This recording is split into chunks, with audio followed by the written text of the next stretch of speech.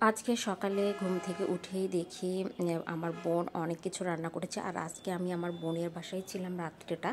তো ঘুম থেকে উঠেই বোনের বাসায় দেখি রান্না বান্নার তোড়জোড় শুরু হয়ে গেছে। তবে আমি যেহেতু খেয়ে যাব না, আমার বোনকে বলছিলাম যে আমি খাবো না, না খেয়েই রওনা দেবো আজকে।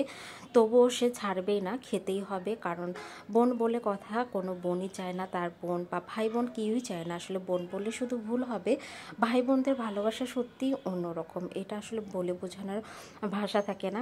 বাবা মা নেই, তবু ভাই বোনের ভালোবাসা অন্যরকম একটা ভালোবাসা, যেখানে মানে অন্য কোনো কিছুর সাথে এর তুলনা হয় না। সুখ দুঃখের কথা বলেন, চাওয়া পাওয়া সব কিছু ভাই বোনদের সাথে শেয়ার করা যায়।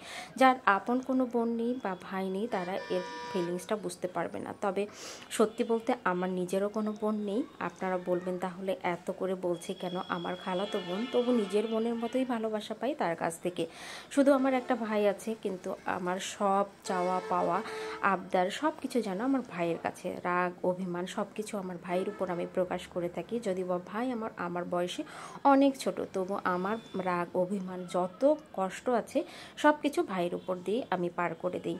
মার্শাল্লাহ, আমার ভাইও আমার সব কিছু সহ্য করে নেয়, যত আবদার আছে সব কিছু। বাবা মা বেঁচে না থাকলেও আমার কোনো কমতি নেই বাবার বাড়িতে, সব কিছুই যেন আমার বাবা মা থাকতেও যেভাবে পাইতাম ঠিক সেভাবেই পাই। আলহামদুলিল্লাহ, আল্লাহর কাছে লাখ লাখ শুক্রিয়া এমন একটি ভাই আমাকে দেওয়ার জন্য।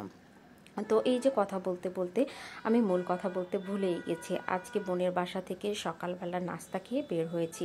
সকালের নাস্তা খেয়েছিলাম পরোটা, ডাল আর মিষ্টি। আসলে সকালবেলা এত সকালে আমি বের হয়েছি, তবুও বোন না খেয়ে ছাড়বে না। যখন রান্না করতে দেরি হচ্ছিল, তখন বাহির থেকে মানে পরোটা নিয়ে এসে আমাকে খাইয়ে তারপর বিদায় দিয়ে দিল, তবুও না খেয়ে ছাড়বে না সে।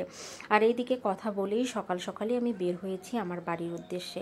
বোনের বাসা থেকে আমার বাড়িটা খুব বেশি দূরে না, সর্বোচ্চ 20 মিনিট লাগে, 15 থেকে 20 মিনিটের মতো, এর বেশি না। তো বাসায় এসে আমাকে আজকে কাজে বের হতে হবে, সেই জন্য সকাল সকাল বের হওয়া। আর সকালের ওয়েদারটাও মাসাল্লাহ অনেক ভালো ছিল।